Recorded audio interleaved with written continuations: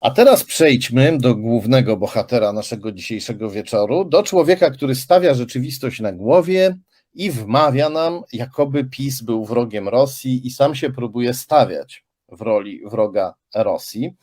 Mówimy tutaj oczywiście o Michale Rachoniu, pisowskim propagandziście, słynnym z tego, że kiedyś wystąpił w 2009 roku w Sopocie przebrany za wielki różowy penis z napisem Putin, aczkolwiek dodajmy od razu, że to nie był jego pomysł. W ten sposób anarchiści protestowali przeciwko wizycie zbrodniczego dyktatora Putina w Polsce i poprosili Rachonia, żeby się przebrał, bo szukali kogoś, kto byłby wysokiego wzrostu, żeby na nim jakoś ten kostium leżał. Rachoń ma 2 metry wzrostu, jest byłym koszykarzem, a i tak musiał jeszcze anarchistkę wziąć na plecy, żeby ten ogromny różowy penis jakoś tam stał i dumnie się prężył i został za to ukarany przez PiS, któremu się ten happening wcale nie spodobał. Chociaż partia tak rzekomo jest antyrosyjska, to Rachoń musiał odpokutować, organizując pogadanki dla dzieci na temat trudnych i skomplikowanych stosunków polsko-rosyjskich. Był wtedy rzecznikiem PiS w Sopocie. Teraz Rachoń próbuje epatować opinię publiczną serialem telewizyjnym Reset, emitowanym oczywiście przez rządową stację TVP, gdzie Rachoń jest gwiazdą. Serial został przygotowany, chciałoby się powiedzieć, spreparowany razem z słynnym antyzachodnim fanatykiem Sławomirem Cęckiewiczem, o którego powiązaniach z Rosją pisałem na portalu Reset Obywatelski, resetobywatelski.pl. Można tę stronę internetową znaleźć i sobie tam znaleźć również ten artykuł o Cęckiewiczu.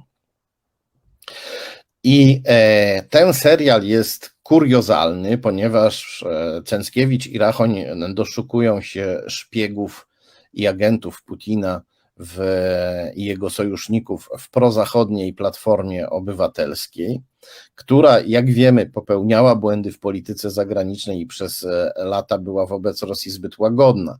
Jednak doszukiwanie się sabotażu w tym, że na przykład jakiś papier nie trafił na biurko prezydenta Lecha Kaczyńskiego w sobotę, a tylko dopiero w poniedziałek, bo po drodze był weekend. No ja teraz trochę upraszczam, ale mniej więcej takie są te rewelacje Rachonia. Doszukiwanie się w tym sabotażu jest absurdalne i ktoś, kto tak drobiazgowo próbuje tego sabotażu szukać, no to powinien też bardzo drobiazgowo przyjrzeć się swoim własnym powiązaniom. Rachoń tego, o ile wiemy, nie robi, przynajmniej publicznie, ale my się zaraz tym zajmiemy. Natomiast powiem, że nie zawsze oglądanie Resetu to jest strata czasu, ponieważ czasem Rachoń z Cęckiewiczem zaplączą się we własnych kłamstwach i wtedy trochę prawdy się również w tym serialu TVP pojawia. Poproszę o kolejny skan. To jest fragment innego artykułu portalu Reset Obywatelski, artykułu właśnie o Rachoniu, który napisałem i tam opisuję taki ciekawy moment w serialu Reset, kiedy to byłej ministrze spraw zagranicznych, ministrze pisowskiej, Annie Fotydze wymyka się słówko prawdy, bo Fotyga w jednym z odcinków Resetu opisuje swoją podróż do Brukseli w 2006 roku. Jechała tam jako pisowska ministra spraw zagranicznych, miała zablokować zawarcie umowy o partnerskiej współpracy między Unią Europejską a Rosją. Gdy jednak dotarła do Brukseli, dostała nagle rządową instrukcję z Warszawy, żeby nie blokować tej umowy o współpracy Unii Europejskiej z Rosją. No i kto wysłał Annie Fotydze taką prorosyjską instrukcję z Warszawy? Kto mógł jej wysłać taką instrukcję? No była ministra rzekomo nie wie. Tak przynajmniej to przedstawia w serialu Rachonia, że ona nie wie. Skąd taka instrukcja? No tu raczej należy spytać, skąd taka niewiedza? No zapewne stąd, że szefem rządu dającym instrukcję Fotydze był premier Jarosław Kaczyński. Ona była ministrą, on był premierem. tylko jego mogła słuchać, tylko on jej mógł wysyłać polecenia. Jeśli dostała takie polecenie, żeby nie blokować biznesów Unii Europejskiej z Rosją, no to musiała je dostać od Jarosława Kaczyńskiego. No, najwyraźniej. Jako ministra nie mogła przyjąć takiego polecenia od nikogo innego. No ale tego już pani Fotyga zapewne powiedzieć nie może z oczywistych względów, nie może się narazić swojemu wodzowi Jarosławowi Kaczyńskiemu. Wracamy teraz do samego Rachonia. Rachoń, proszę państwa, to nie tylko propagandista, to również biznesmen. Poproszę o kolejny skan.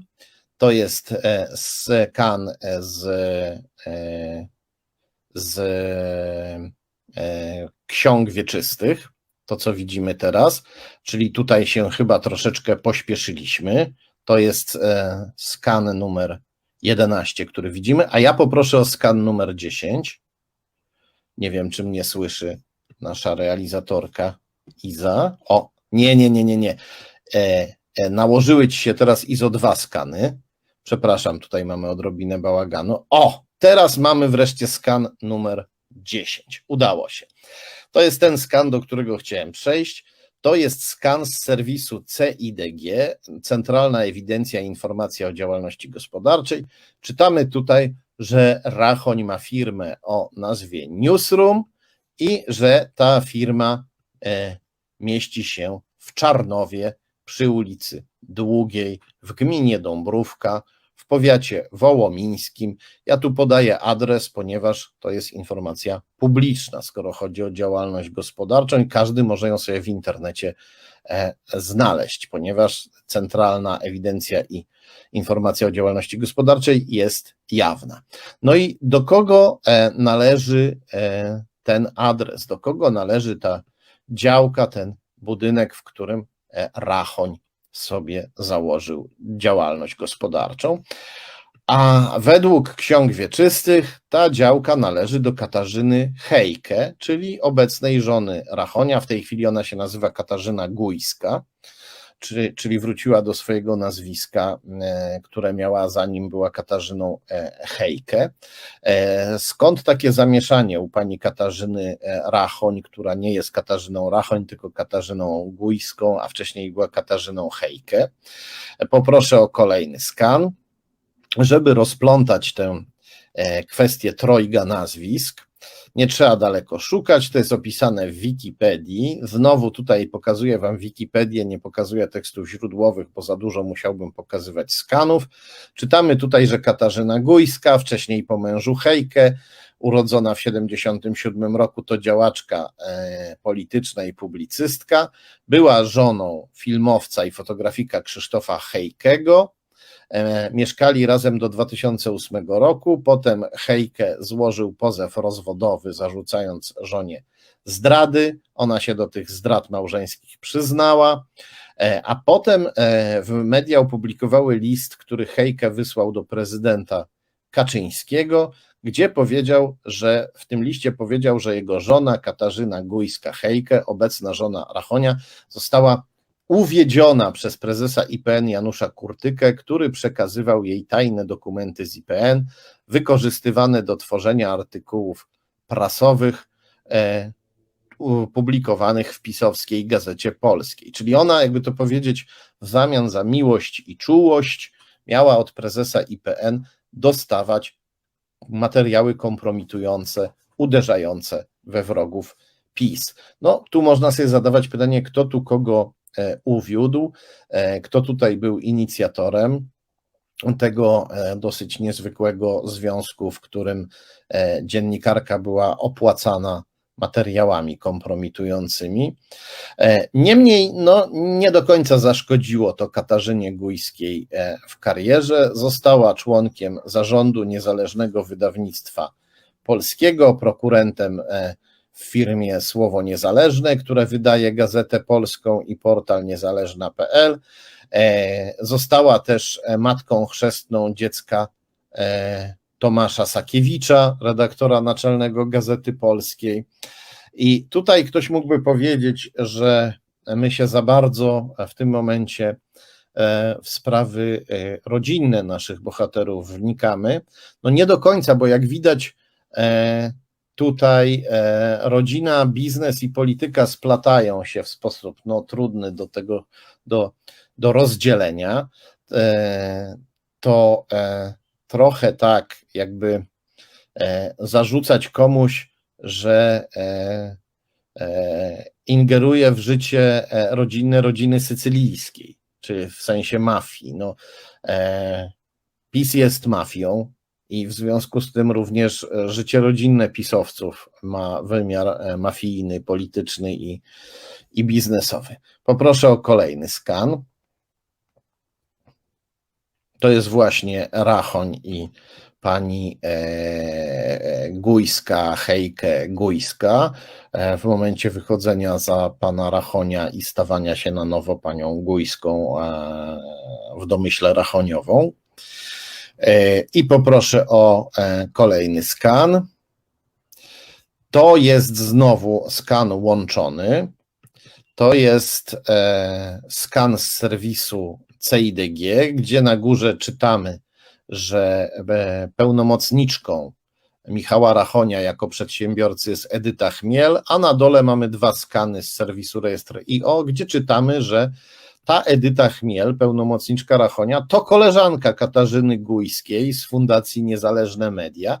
Zatem, jak widać, Rachoń nie tylko zarejestrował firmę na posesji żony, ale też wziął sobie koleżankę żony na pełnomocniczkę. Dlatego, jak widać, jest to małżeństwo nie tylko małżeńskie i nie tylko propagandowe, ale także biznesowe. I myślę, że już tutaj teraz to chyba nikt nie ma wątpliwości, że mamy prawo interesować się tym małżeństwem, a szczególnie jego polityczno-biznesowymi aspektami.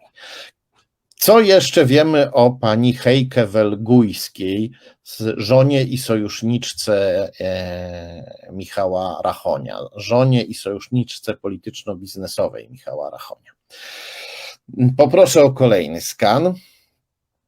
Tak się składa, że Katarzyna Hejke występuje też w Fundacji Veritas et Scientia. To jest fundacja związana z Tadeuszem Rydzykiem, z ludźmi Tadeusza Rydzyka. I pani Hejke działa w strukturach tej fundacji od 2008 roku razem z niejakim Markiem Janem Chodakiewiczem. Kim jest Marek Chodakiewicz? Poproszę o kolejny skan. Marek Chodakiewicz to agresywny ultraprawicowiec i homofob. To człowiek, który zasłynął tym, że na spotkaniu zorganizowanym przez IPN powiedział, że homoseksualiści najbardziej obrażają Boga, gdyż rzucają nasienie w kał. Rzucają nasienie w kał. Ja czytałem Ewangelię i mam wrażenie, że Boga bardziej obrażają ludzie, którzy żygają nienawiścią na swojego bliźniego, tak jak to robi Marek Chodakiewicz. Marek Chodakiewicz zasłynął jeszcze innymi rzeczami. Poproszę o kolejny skan. Był wielokrotnie oskarżany o antysemityzm i był też podejrzewany o współpracę z prokremlowskim prezydentem USA Donaldem Trumpem, ponieważ pan Chodakiewicz działa w USA bardzo intensywnie. Mówię podejrzewany, ale TVP się właściwie chwaliło tym, że Chodakiewicz współpracuje z Trumpem, sojusznikiem Putina i Kaczyńskiego, z Trumpem, który chciał rozwiązać lub bardzo osłabić NATO. Co jeszcze wiemy o Marku Chodakiewiczu, współpracowniku żony Rachonia? Poproszę o kolejny skan. Marek Chodakiewicz utrzymuje jawną znajomość na Facebooku z Konradem Rękasem, o którym mówiliśmy dzisiaj z doktorem Przemysławem Witkowskim. Konrad Rękas to wiceszef i współzałożyciel jawnie prokremlowskiej partii Zmiana, założonej przez oskarżonego o szpiegostwo na rzecz Rosji Mateusza Piskorskiego. Poproszę o kolejny skan. I tak się składa, że Konrad Rękas wzywał do mordowania Ukraińców wzywał publicznie i prokuratura się nim zajęła, ale umorzyła dochodzenie. Rękas robił to, dodajmy, w marcu 2022 roku, gdy Putin uderzył na Ukrainę i zaczął mordować Ukraińców. Rękas, kolega Chodakiewicza, współpracownika żony Rachonia, Rękas zaczął wzywać Polaków, żeby oni też zaczęli Ukraińców mordować. Prokuratorzy się tym zajęli, ale pan Ziobro i jego ludzie zrobili wszystko, żeby Rękasowi się krzywda nie stała. Prokurator, który chciał przesłuchać Rękasa, musiał zostawić tę sprawę, odebrano mu śledztwo i Ziobro zadbał o to, żeby włos z głowy Rękasowi nie spadł, żeby nawet nie musiał się fatygować do prokuratury i odpowiadać na niewygodne pytania. I tutaj mała dygresja. Gorąco polecam w Newsweeku artykuł Grzegorza Rzeczkowskiego, który opisuje, jak to na inne jeszcze sposoby Zbigniew Ziobro szedł na rękę Putinowi. No, ale my tutaj wracamy do naszego bohatera, do naszych bohaterów. W tej chwili zajmujemy się jeszcze przez moment Markiem Chodakiewiczem, współpracownikiem żony Rachonia. Poproszę o kolejny skan. Tutaj mamy znowu dwa skany złożone. Na górze czytamy, że Chodakiewicz jest szefem Centrum Studiów nad Międzymorzem w czymś, co się nazywa Institute of World Politics, czyli w takim think tanku, który pełni też rolę uczelni, w organizacji eksperckiej, która pełni też rolę uczelni, która działa w Stanach Zjednoczonych, a na dole mamy publikację z 1996 roku, sprzed bardzo wielu lat, publikację tego właśnie think tanku, tej właśnie organizacji Institute of World Politics. I jest to publikacja Chodakiewicza. Widać tutaj, że pan Chodakiewicz nie tylko szefuje jednemu z oddziałów Institute of World Politics, ale także współpracuje z tą organizacją, z Institute of World Politics od 17 lat, jeśli dobrze liczę, od bardzo, bardzo dawna. Czy dobrze liczę? Nie, od 27 lat. Od bardzo, bardzo dawna. Jest z tą organizacją bardzo mocno związany. Poproszę o kolejny skan. A tutaj czytamy, to co widzimy, to jest fragment książki Grzegorza Rzeczkowskiego, przed chwilą wspomnianego, książki Katastrofa posmoleńska, którą bardzo polecam. I tu czytamy, że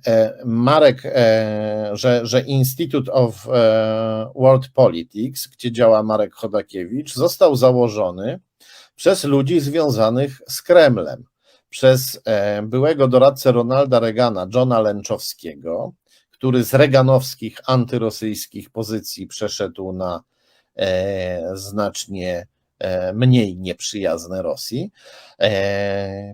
Między innymi dlatego, że przyjaźnił się z kongresmenem Dejną Rarabakerem, który jawnie stał po stronie Kremla, bronił Rosji w kongresie i chełpił się swoją przyjaźnią z Putinem.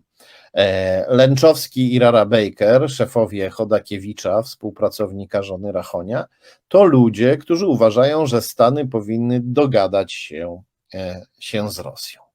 Co jeszcze wiemy o Chodakiewiczu, współpracowniku żony Rachonia? Wiemy to, że jest powiązany z tym panem, którego zaraz zobaczycie. Poproszę o kolejny skan.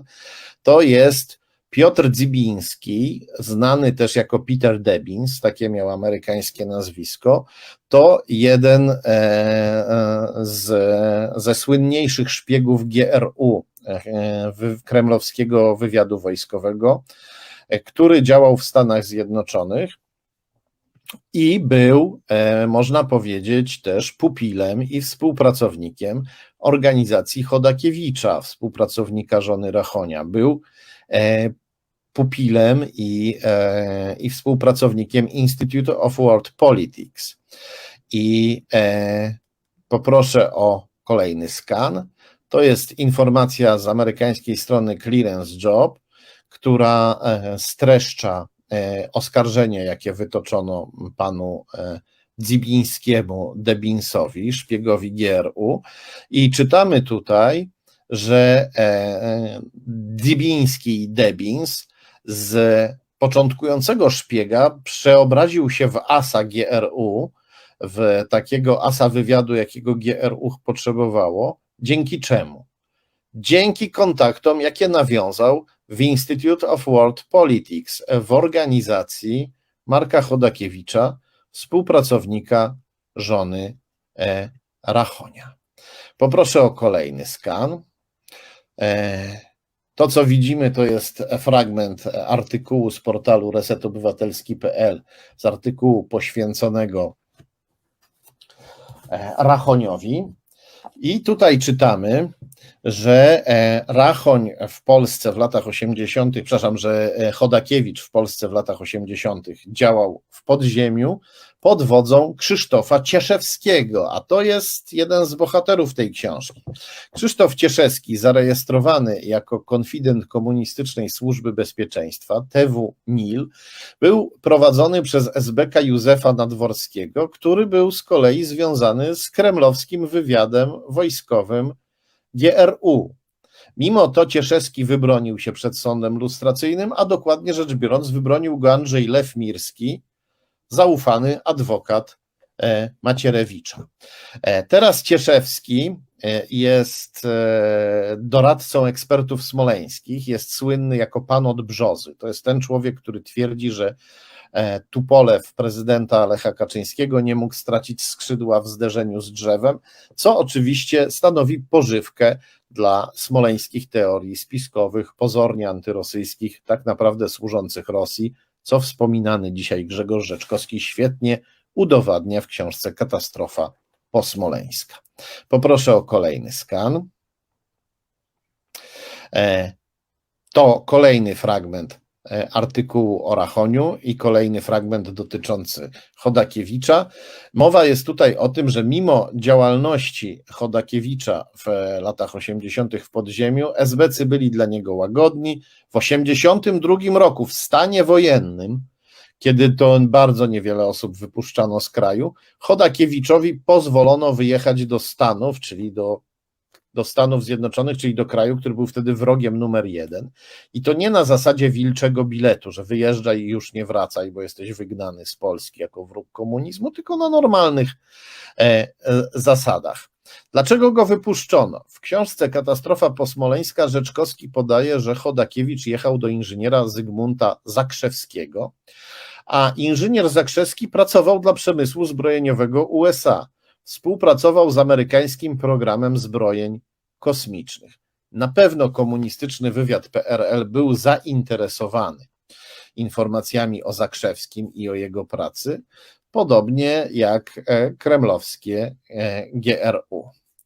I to tyle na dzisiaj przynajmniej o Marku Chodakiewiczu, współpracowniku żony Rachonia, o jego niezwykłej przeszłości i niezwykłej teraźniejszości. Wracamy znowu do samego Rachonia.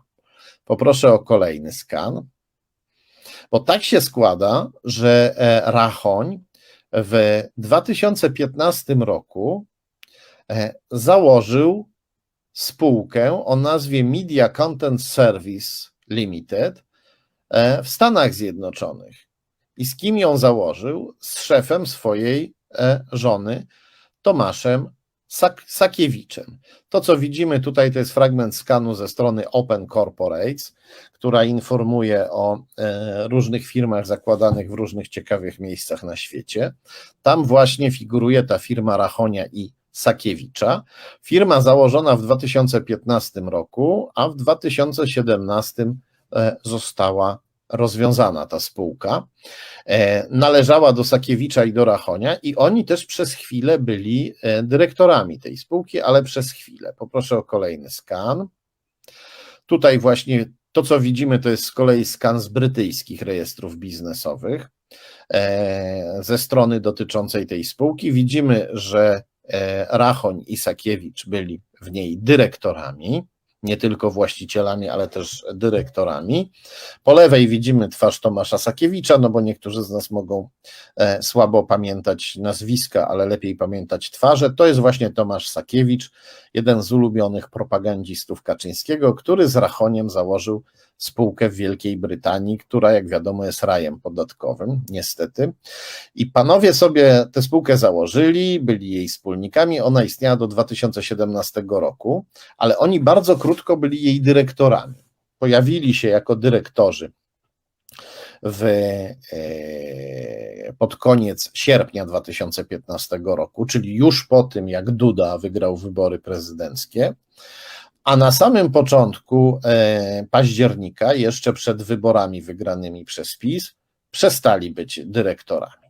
Więc co tam się takiego stało? Gdyby oni zrezygnowali z dyrektorowania tej spółce po wyborach wygranych przez PiS, no to można by powiedzieć, mamy tutaj jakąś jasność. No, panowie szykowali sobie jakieś ciepłe gniazdko, może nie dla siebie, ale dla swoich pieniędzy, na wypadek, gdyby PiS przegrał, a tutaj PiS nie przegrał, tylko wygrał, no to się wycofali, przynajmniej jako dyrektorzy z tej firmy, przestali się nią zajmować, bo mieli ważniejsze sprawy w Polsce podbitej przez PiS, gdzie oni występowali właśnie jako ci podbijający konkwistadorzy propagandy, mieli tutaj dużo do robienia. Ale oni się wycofali jeszcze przed wygranymi wyborami, może mieli bardzo dobre wiadomości na ten temat, kto wybory wygra, tak, że byli 100% pewni.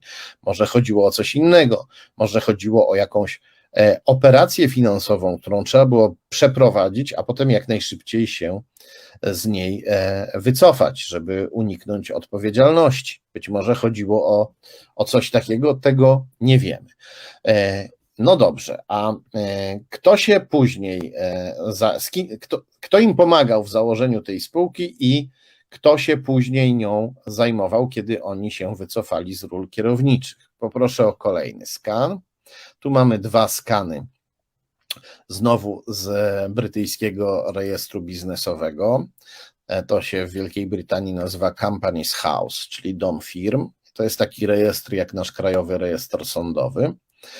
I tutaj czytamy, że razem z Rachoniem, po lewej widzimy, razem z Rachoniem i z Sakiewiczem, którego nie widać, bo on tam jest na dole skanu, nie zmieścił się nam, ale we trójkę to zrobili. Razem z Rachoniem i z Sakiewiczem firmę zakładała pani Małgorzata Piotrowska. I ona później pozostała dyrektorką, kiedy Rachoń i Sakiewicz się wycofali. I gdzie jeszcze znajdujemy panią Piotrowską? No, panią Piotrowską jest dość trudno znaleźć, jest osobą dosyć tajemniczą, ale znajdujemy ją również w firmie Renaissance The Partners Limited, ciągle w Wielkiej Brytanii, razem z niejakim Sebastianem Piotrem Derwisińskim. Razem z niejakim Sebastianem Piotrem Derwisińskim, którego w pewnej mierze można w tej Wielkiej Brytanii odnaleźć. On działa między innymi w Londynie, dużo działa w Londynie, ale nie tylko. W przeciwieństwie do firmy Rachonia i Sakiewicza, która była w Northampton, czyli w innej brytyjskiej miejscowości. Pan Derwisiński występuje jako szef takiej agencji, która pomaga ludziom chcącym inwestować w londyńskie nieruchomości, chcącym kupować te nieruchomości, także je przerabiać, pomaga też ludziom szukającym na przykład dofinansowania, kredytu, żeby taką nieruchomość kupić. No taki full serwis, można powiedzieć, ale poza tym o panu Derwisińskim, partnerze pani Piotrowskiej związanej biznesowo z Rachoniem, no niewiele wiemy. Niewiele wiemy. To, czego się dowiadujemy, jest dość interesujące, ponieważ pan Derwisiński, poproszę o kolejny skan, w swojej działalności biznesowej nieraz korzystał z adresu londyńskiego Camp House przy City Road w Londynie numer 160. I To jest adres, jak łatwo się domyśleć, takiego wirtualnego biura, gdzie jest wiele firm. Takie wirtualne biura są w Anglii powszechne, w Polsce też. To są takie dziuple, gdzie ludzie niezamożni, a także niestety ludzie podejrzani mogą tworzyć firmy, firemki. Często są to firmy krzaki, które się pojawiają i znikają. I zazwyczaj dobór osób, które się pod takim adresem w takim biurze pojawiają, jest dość przypadkowy. No ale jednak w przypadku tego adresu Camp House, gdzie pan Derwisiński, biznesowy partner pani Piotrowskiej związanej z Rachoniem, działał, ten dobór wydaje się jednak trochę nieprzypadkowy, bo sprawdziłem, kto jeszcze pod tym adresem z panem Derwisińskim działał, a w każdym razie obok pana Derwisińskiego. No to jest adres, pod którym znajduje się na przykład firma All Russian Jobs, czyli wszystkie rosyjskie prace, albo wszystkie prace, które mogą dostać Rosjanie. To jest firma, która sprowadza Rosjan do Wielkiej Brytanii, żeby dać im pracę. No i byłoby naiwne myśleć, że taka firma nie znajduje się pod lupą rosyjskich służb specjalnych i byłoby naiwne myśleć, że ona w jakiejś mierze nie może z tymi służbami współpracować albo być przez nie kontrolowana. Co więcej, pod tym samym adresem znajduje się serwis, który się nazywa iVisa Russia, czyli jakby to powiedzieć, ja rosyjska wiza, tak to można przetłumaczyć. Serwis, który oferuje ruch w przeciwną stronę, oferuje pomoc w zdobyciu rosyjskiej wizy dla tych, którzy chcą jechać do Rosji. I ta druga firma, czy ten drugi serwis jest bardzo interesujący, poproszę o kolejny skan, ponieważ na Facebooku on się przedstawia jako organ czy odnoga rosyjskiej ambasady i rosyjskiego konsulatu. Tu widzimy oczywiście piękne cerkiewne kopuły i tak dalej. To się oczywiście kojarzy z Rosją, z Kremlem. Widzimy adres na Facebooku również podany, ten sam Camp House numer 160 przy City Road, ale widzimy też, że strona się przedstawia jako strona dyplomatyczna. Mamy napisane konsulat i ambasada. Poproszę o kolejny skan. Wszedłem na stronę tego serwisu i tutaj czytam, że to jest serwis online, który pomaga zdobyć zaproszenie rosyjskiego obywatela przez internet, zaproszenie, dzięki któremu można wjechać do Rosji. Pomaga zdobyć rosyjską wizę. No my w tej chwili jesteśmy trochę uczuleni, jeśli chodzi o temat wiz i słusznie, bo widzieliśmy, jak PiS przy pomocy firmy zarejestrowanej w Moskwie i w białoruskim Mińsku sprowadzał do Polski licznych imigrantów, którym hurtowo sprzedawano wizy.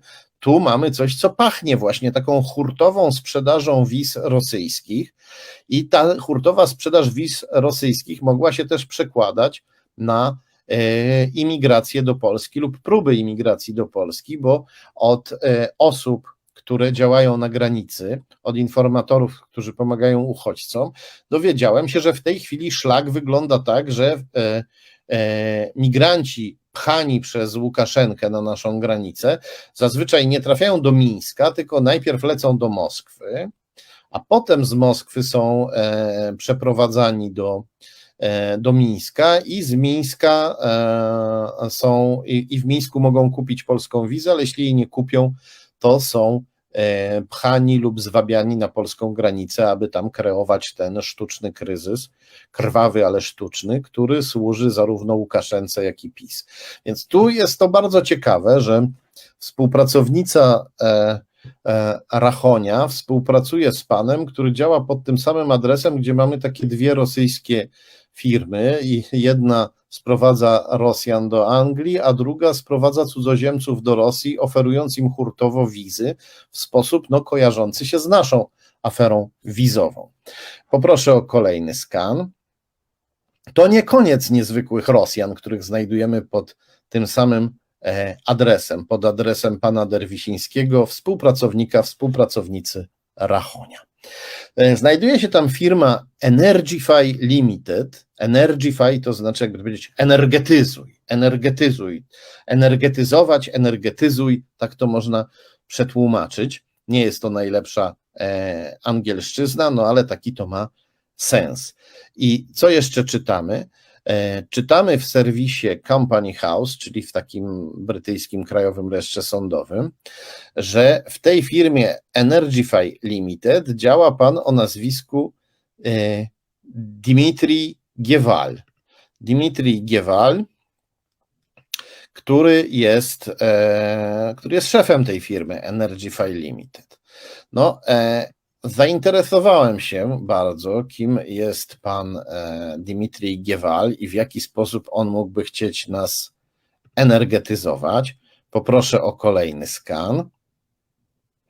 I na jednej z rosyjskich stron internetowych przeczytałem, że pan Dmitrij Giewal był niegdyś guru tak zwanej eniologii. Był też mistrzem czy nauczycielem czegoś, co Rosjanie nazywali eniologią. A czym jest eniologia? No, starsi z nas zapewne pamiętają, że pod koniec lat 80.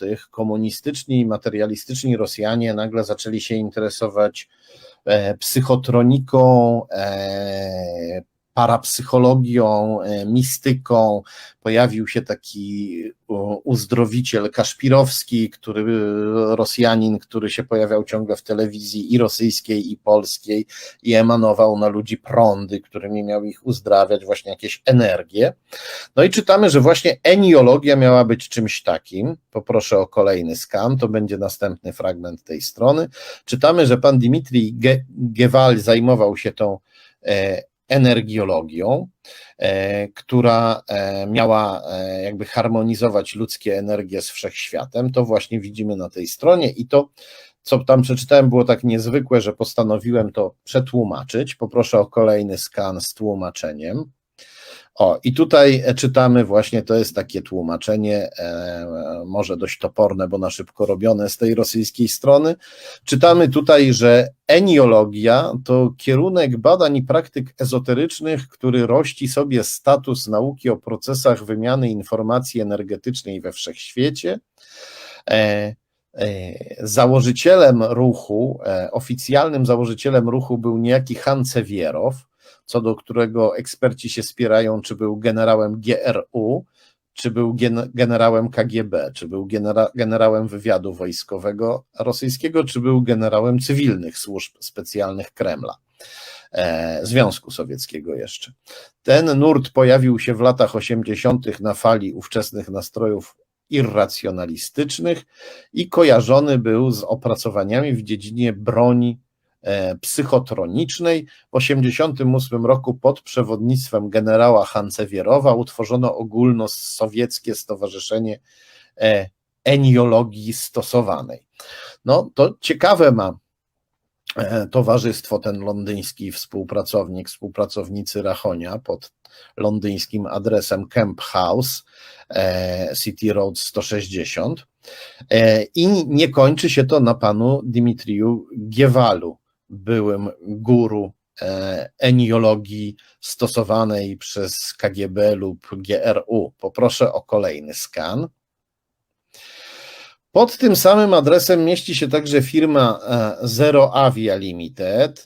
Widzimy tutaj przedstawicieli tej firmy,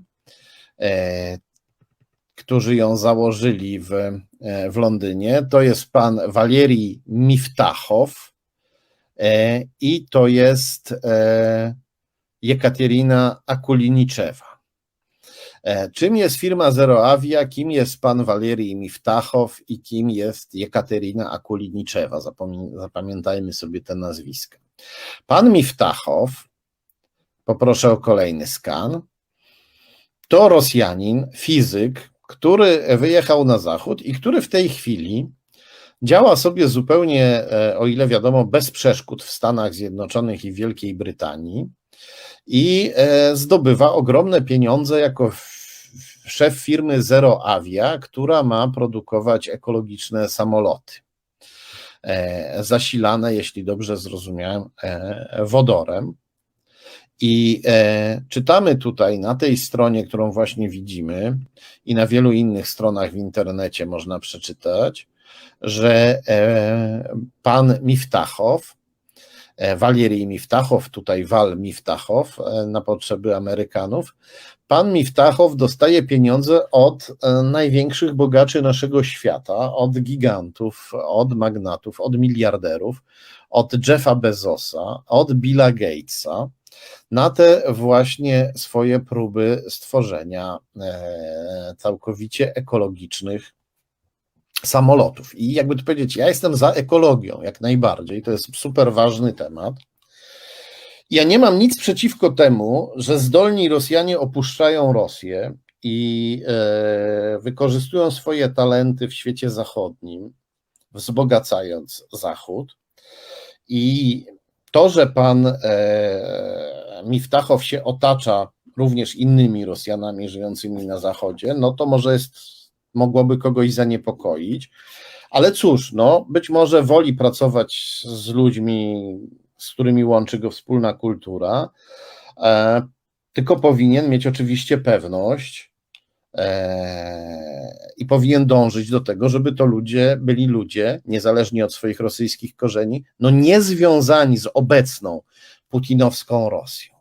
Tymczasem tak się składa, poproszę o kolejny skan, że w firmie Zero Avia, zresztą pod tym samym adresem Camp House w Londynie, znajdujemy pana Siergieja Kisieliewa, to on razem z panią Akuliniczewą i z panem Miftachowem założył tę firmę i on jest biznesowym szefem Zero Avi, odpowiada za działalność biznesową firmy, czyli jak rozumiem za kontakty, nie za technologię, tylko za kontakty z klientami.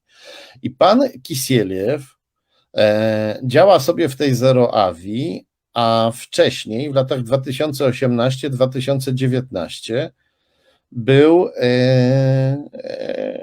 menedżerem firmy Enel na Rosję. 2018-2019, czyli już 4-5 lat po napaści Putina na Ukrainę, kiedy nikt, włącznie z uczciwymi Rosjanami, nie mógł mieć wątpliwości, że putinowska Rosja to nie jest miejsce, gdzie należy żyć, działać, zarabiać. Żyć w Rosji być może warto tylko o tyle, o ile jest tam jakaś szansa, żeby walczyć z reżimem. Jak wiemy, te szanse są znikome i uczciwi ludzie trafiają do łagrów, a na pewno nie należy w Rosji zarabiać. Nie należy zarabiać brudnych rosyjskich pieniędzy, brudnych od krwi ukraińskiej. I nie należy pomagać zachodnim firmom, żeby te brudne rosyjskie pieniądze zarabiały, żeby utrzymywały kontakty biznesowe z Rosją. Rosja powinna być biznesowo izolowana, bo to ją osłabia. No a jednak to robił pan Kisieliew, współpracownik pana Miftachowa, który działa pod tym samym adresem, co współpracownicy Rachonia i który pod tym samym adresem, pod którym działa zresztą wiele innych, jak widzieliśmy, niekiedy bardzo niezwykłych rosyjskich firm. Wróćmy jeszcze na chwilę, zanim wrócimy do samego Rachonia, wróćmy na chwilę do pani Akuliniczewej, która również działa pod tym samym adresem razem z panem Miftachowem. Pani Akuliniczewa, jak ją tutaj widzimy tutaj dwa fragmenty strony z serwisu informacyjnego biznesowego Crunchbase. Widzimy, że pani Akuliniczewa z Zero Avi wcześniej pracowała w firmie Systemic, a wcześniej jeszcze pracowała w Russian Direct Investment Fund, czyli w rosyjskim funduszu inwestycji bezpośrednich, a to jest instytucja 100% kremlowska. Poproszę o kolejny skan. Tutaj dyrektor tej firmy, Kirill Dmitriew, wita się właśnie, ściska rękę Putina, bo ta instytucja, Rosyjski Fundusz Inwestycji Bezpośrednich, zajmuje się przyciąganiem zachodnich kapitałów do Rosji. I tak się składa, że ta instytucja ma swoje powiązania z Polską, między innymi w związku właśnie z panem Dmitriewem, którego widzimy. Poproszę o kolejny skan. Tutaj czytamy, że Dmitriew pracował w amerykańsko-rosyjskim funduszu inwestycyjnym i w funduszu Delta Private Equity Partners, a na dole czytamy, że w tych właśnie instytucjach, w amerykańsko-rosyjskim funduszu inwestycyjnym i w funduszu z grupy Delta, z tej samej grupy Delta, pracował niejaki Paul Christodoulou. Paul Christodoulou, który później z niejakim Paulem Sofianosem założył firmę Prologix. Nazwiska wskazują, że mowa tutaj o dwóch Grekach i ci, co czytali książkę Morawiecki i jego tajemnice, tych Greków pamiętają. To są koledzy pana Dmitrijewa z Rosyjskiego Funduszu Inwestycji Bezpośrednich, z salonów Moskwy, pośrednio też koledzy pani Akuliniczewej zapewne, a na pewno znajomi znajomych. I dlaczego nas tych dwóch Greków, Paul Christodoulou i Paul Sofianos, interesują? Dlatego, że, poproszę o kolejny skan, dlatego, że Christodoulou był wiceprezesem firmy Work Service, a w Radzie Nadzorczej zasiadał jego kolega Panagiotis Sofianos, czyli Paul Sofianos, jak widzimy na dole tego skanu. Ci sami dwaj Grecy zasiadali w strukturach firmy Work Service, jeden był wiceprezesem, drugi przewodził Radzie Nadzorczej, a wiceprzewodniczącym Rady Nadzorczej był założyciel i współwłaściciel firmy Tomasz Misiak, były senator Platformy Obywatelskiej, wyrzucony z niej za korupcję. Jeden z bohaterów tej książki, ponieważ Tomasz Misiak był dobrym znajomym Mateusza Morawieckiego z jednej strony, a Marka Falenty z drugiej strony, to Tomasz Misiak wprowadził Falentę do podsłuchowej restauracji Sowa i Przyjaciele, założonej przez ludzi związanych z Rosją, i to Tomasz Misiak do tej podsłuchowej restauracji zapraszał licznych politycznych i biznesowych znajomych, chociaż w tej restauracji nagrywano. Tak wyglądają ci Rosjanie, co działają pod adresem Camp House 160 City Road w Londynie. No nie są to najwyraźniej przypadkowi Rosjanie, którzy się tam po prostu pojawili w nadziei na jakąś na to, że po prostu uciekną przed podatkami. Mamy tu do czynienia z Rosjanami, że tak powiem, z wyższej półki albo z półki wywiadowczej, z Rosjanami, którymi służby specjalne na pewno się bardzo interesują. Mamy tu Rosjanina, który tworzy samoloty przyszłości, a nadal utrzymuje choćby pośrednie związki z Rosją. Mamy tutaj panią powiązaną z wielką kremlowską maszynką do wysysania pieniędzy do Rosji, która to kremlowska maszynka jest powiązana z bohaterami polskiej afery taśmowej z 2014 roku, inspirowanej i monitorowanej przez rosyjskie służby. Mamy tam guru eniologii, mistrza energii wszechświata, inspirowanego, czyli specjalisty od dziedziny, którą wymyśliły rosyjskie służby. Mamy tam firmę, która podaje się za związaną z ambasadą rosyjską i sprzedaje wizy do Rosji. Mamy też inną firmę, która masowo Rosjan sprowadza do Londynu. No i pod tym samym adresem biznesowy współpracownik, współpracownicy Rachonia sobie działa. Przypadek? Być może, nieczęsto jednak trafia się na takie przypadki. Trochę odeszliśmy dalej od Rachonia, a teraz wracamy już do niego i do jego najbliższego otoczenia. Znowu będziemy mówić o rodzinie, ale podkreślam, w kontekście biznesowym i politycznym. Poproszę o kolejny skan. Przepraszam bardzo, to jest jeszcze fragment z bloga pani Akuliniczewej, tej właśnie współpracownicy pana Miftachowa od samolotów przyszłości. Ona na swoim blogu napisała, że pojechała uprawiać jogging, nie, nawet biegać w maratonie w Korei Północnej, w totalitarnej, ultrakomunistycznej Korei Północnej. To też nam pokazuje, do jakiego stopnia ludzie z tej firmy sobie przyswoili wartości zachodnie. To ironia, jakby ktoś nie zrozumiał. Dobrze, poproszę o kolejny skan. Przechodzimy znowu do Rachonia, albowiem tak się składa, że właśnie w Londynie, nie w Londynie, w Northampton, Michał Rachoń, kiedy rejestrował ten biznes, to podał adres przy ulicy Poczty Gdańskiej w Gdańsku.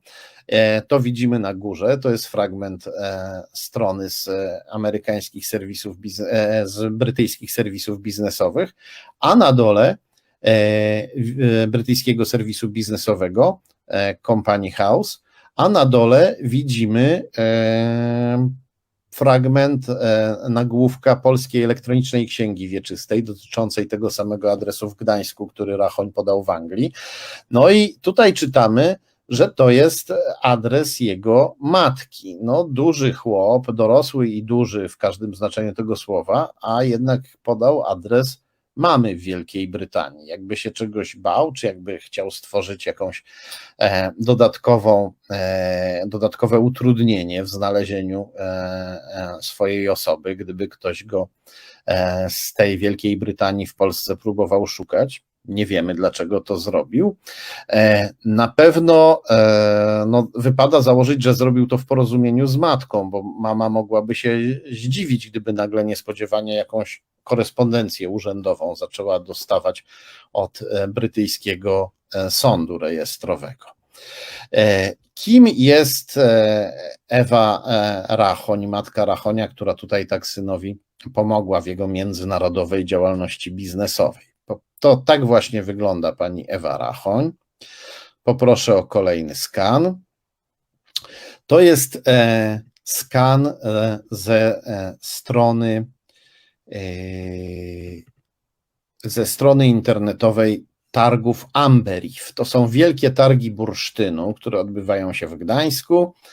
Tutaj czytamy o historii tych targów i czytamy, że matka Rachonia od samego początku kierowała tymi targami. Była dyrektorem, była komisarzem tych targów, kierowała nimi w latach 94-2019, czyli bardzo długo. Najwyraźniej te targi były wielkim sukcesem i tutaj pani Ewa zapewne wykazała się dużym profesjonalizmem, matka Rachonia. Poproszę o kolejny skan. Tu widzimy zdjęcie z ceremonii pożegnania pani Ewy Rachoń, która się odbyła w sierpniu 2019 roku. Zatem zakładam, że do tej daty pani Ewa odpowiadała za wszystko, co się na tych targach działa, albo jakoś krótko przed tą datą przestała osobiście za wszystko odpowiadać. Poproszę o kolejny skan. To, co widzimy, to jest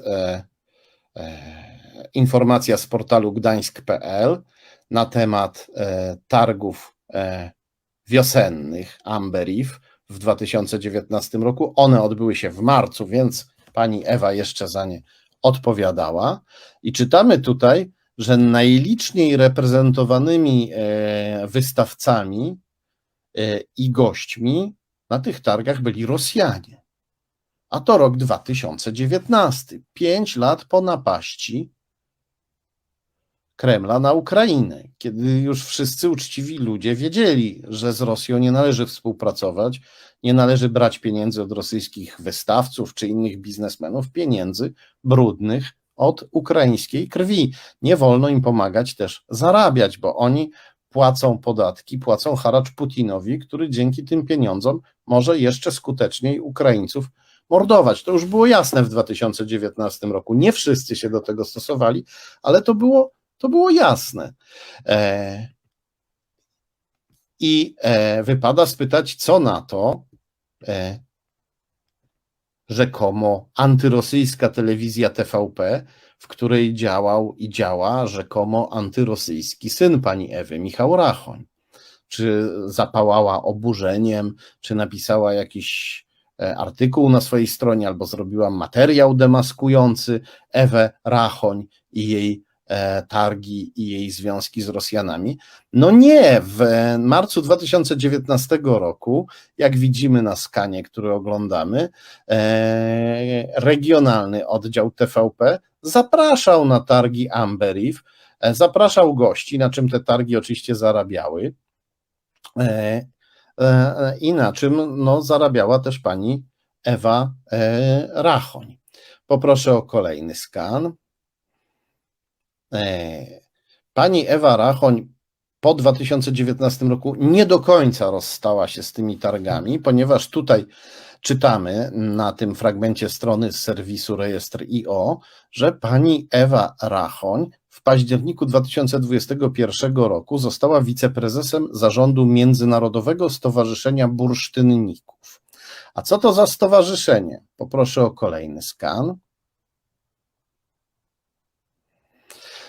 To jest skan z oficjalnej strony stowarzyszenia, gdzie czytamy, że to stowarzyszenie zostało założone przez konsultantów targów Amberif przy udziale komisarza targów, czyli pani Ewy Rachoń. Zatem ona w tym stowarzyszeniu była od samego początku, zanim jeszcze została wiceprezeską. To stowarzyszenie jest ściśle związane z tymi targami i im patronuje, czyli pani Ewa jako wiceprezeska tego stowarzyszenia nadal tym targom patronuje.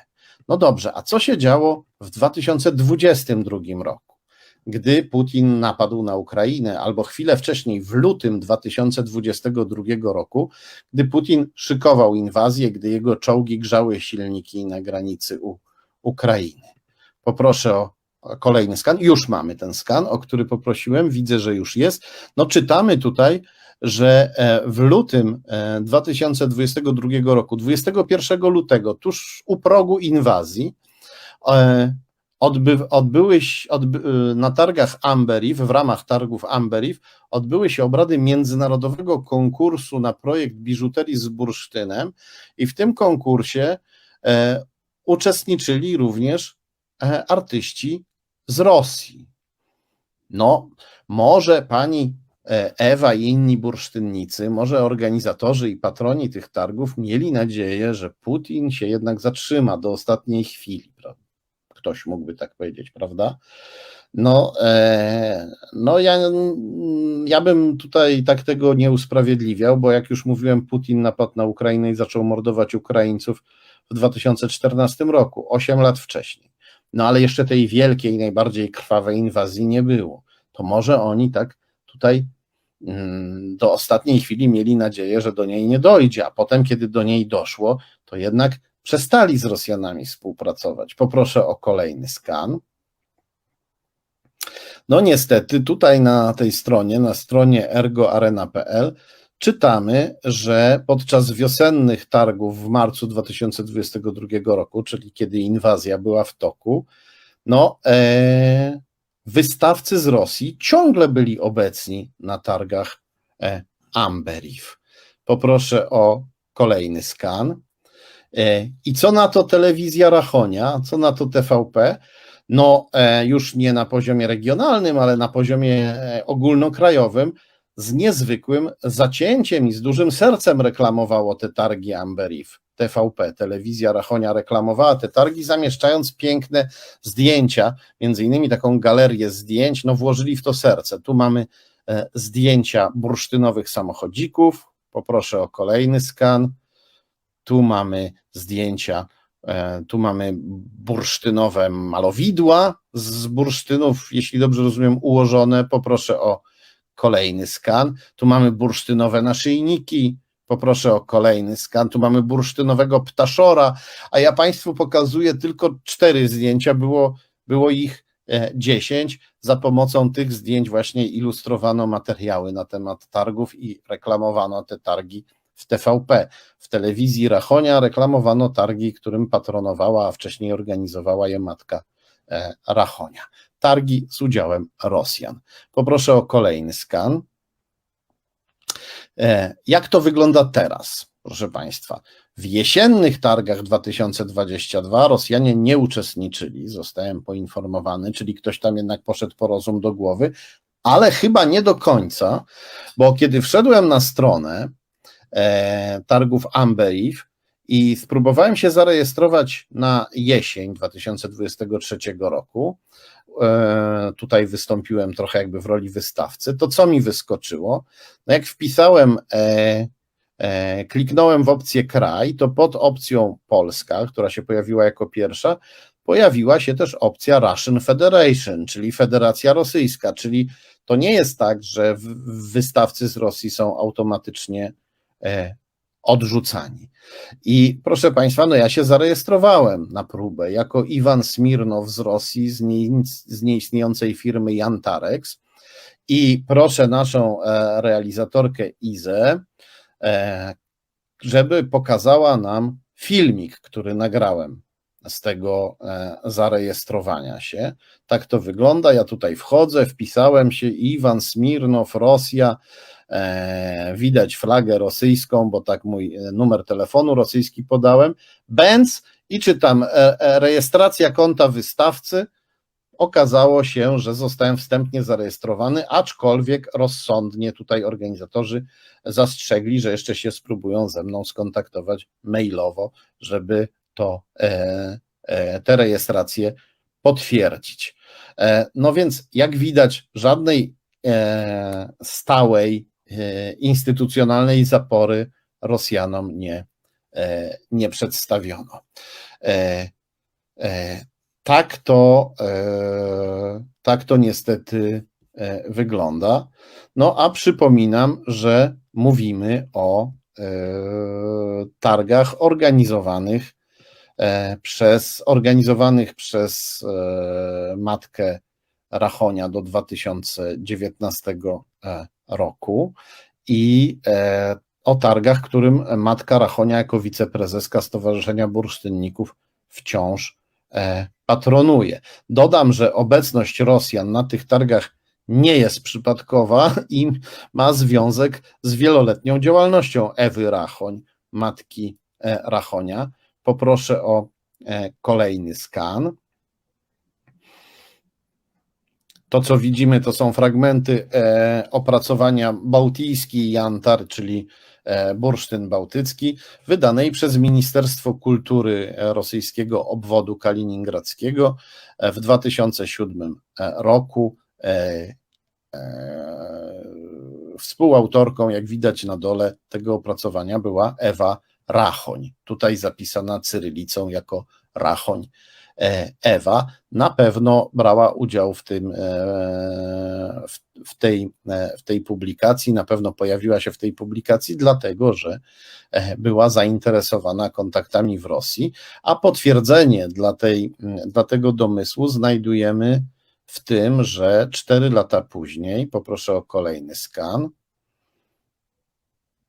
w 2011 roku Ewa Rachoń, widzimy ją tu na zdjęciu i też podpisaną cyrylicą, wystąpiła w Kaliningradzie, w rosyjskim Kaliningradzie na międzynarodowej konferencji poświęconej bursztynowi. No dodam jeszcze, że 2007 rok to było już po zamordowaniu dziennikarki Anny Politkowskiej przez ludzi Putina, 2011 rok to było już po napaści Putina na Gruzję.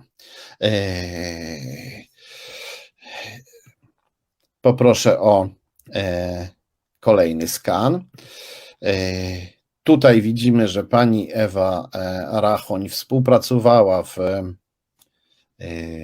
Międzynarodowym Stowarzyszeniu Bursztynników, przepraszam, nadal współpracuje z niejakim Jackiem Andrzejem Ożdżeńskim. Ona jest wiceprezeską, tutaj jak widzimy, a pan Ożdżeński jest członkiem zarządu tej organizacji i wszedł do zarządu tej organizacji już za wiceprezesowania pani Rachoń. Kiedy ona była wiceprezeską od ponad roku, on został członkiem zarządu. Dlaczego o tym mówimy? Ano dlatego, żeby rzucić światło na to, z jakimi intencjami i z jakim nastawieniem pani Ewa Rachoń działa, dobiera sobie współpracowników. No, być może ona o działalności pana Jacka Ożdżeńskiego nic, wcześniejszej działalności pana Jacka Ożdżeńskiego nic nie wie. Niemniej, kiedy się zaraz opowiemy sobie o tej jego przeszłej działalności, no to można zacząć podejrzewać, że ta działalność ma jakiś związek z kontaktami targów Amber-If z Rosją. Poproszę o kolejny skan, bo tak się składa, że w Instytucie Pamięci Narodowej Jacek Ożdżeński, ten sam Jacek Ożdżeński, figuruje jako tajny współpracownik najpierw Wojskowej Służby Bezpieczeństwa, a potem cywilnej służby bezpieczeństwa, cywilnych służb specjalnych PRL, czyli Komunistycznej Służby Bezpieczeństwa SB.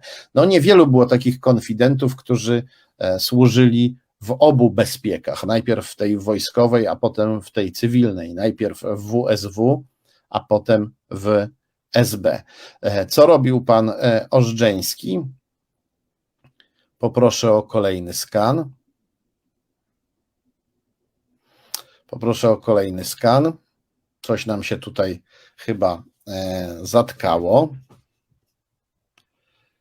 Poproszę o kolejny skan. Mamy chyba jakąś małą awarię. No to ja tylko dodam, że Jacek Ożdżeński podpisał zobowiązanie do współpracy. O, właśnie je widzimy. Poproszę o kolejny skan.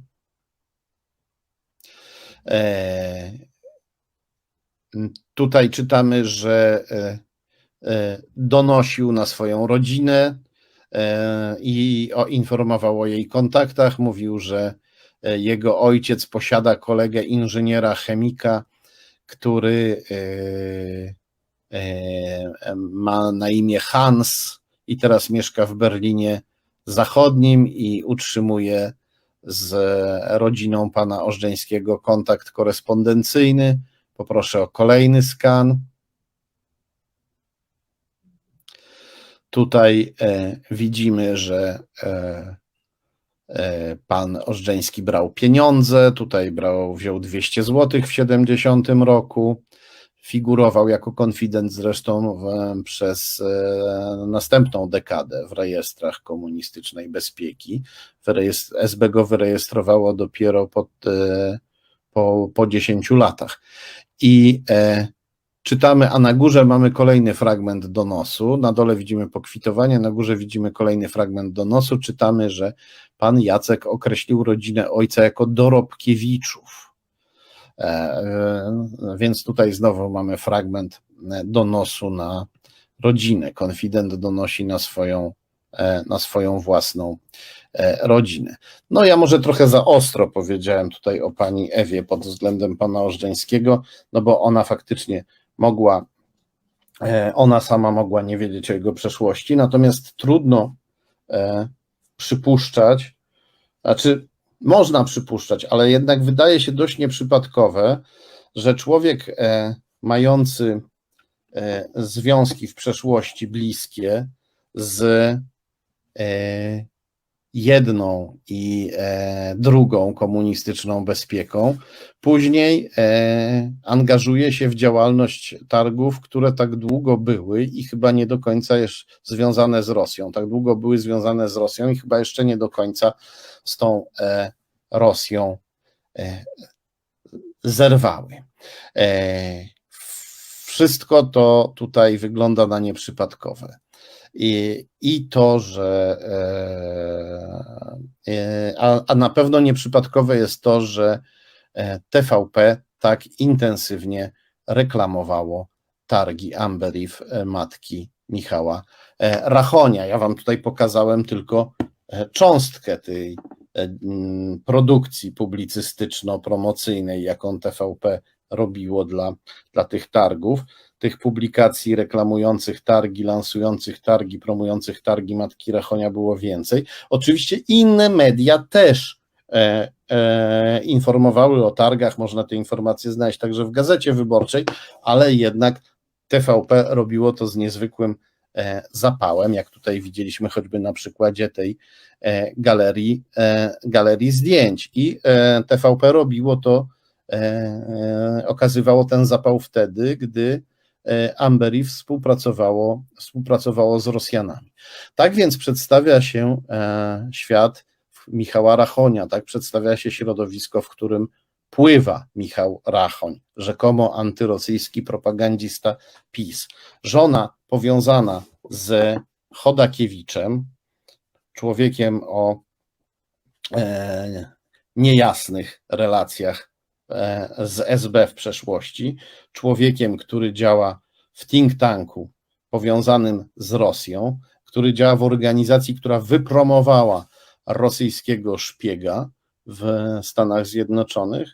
Sam Rachoń zakłada spółkę w Wielkiej Brytanii przy pomocy dość tajemniczej osoby, która współpracuje też z innym panem, takim, który działa w biznesowej dziupli, w której działają też Rosjanie, i to bardzo szczególni Rosjanie, powiązani z wielkim biznesem, z ambasadą najwyraźniej, ze służbami specjalnymi. Rosjanie, którzy pachną też aferą wizową, czy też może wieloma aferami wizowymi. I na koniec matka Rachonia, która go wspiera, użycza mu lokalu do rejestracji jego brytyjskiej działalności gospodarczej i która, no co tu dużo mówić, albo robi wielkie biznesy z Rosjanami, albo takim biznesom patronuje.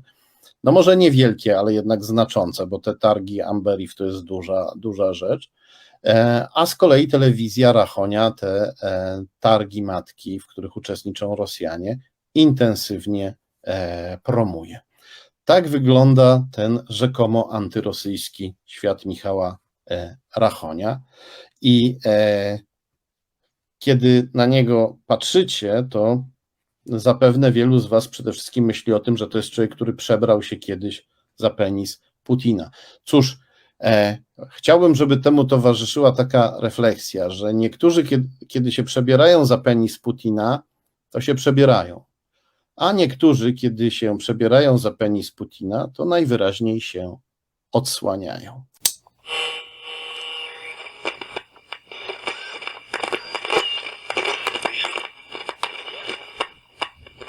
Jeżeli sąd umarza sprawę, to czy uznaje, że doszło do czynu, czy że do czynu nie doszło? Gdyby pan zechciał naszym widzom, słuchaczom to powiedzieć. Warunkowo umorzenie postępowania oznacza, że według sądu doszło do danego popełnionego. Dziękuję serdecznie, że pan to powiedział. Sąd uznał, że Adamczyk popełnił zarzucane mu czyny, ale stwierdził jednocześnie, że istnieje pozytywna prognoza co do tego, że będzie przestrzegał porządku prawnego i jako okoliczność łagodzącą potraktował fakt, że nie był wcześniej skazany. Więc uznał, że opisy ofiary, rzucił mnie na łóżko, przytrzymał ręce kolanami, tak że nie mogłam się ruszać, usiadł mi na klatce, zaczął na mnie pluć, kosmyki moich włosów owijał wokół palców i kolejno je wyrywał, błagałem, żeby przestał.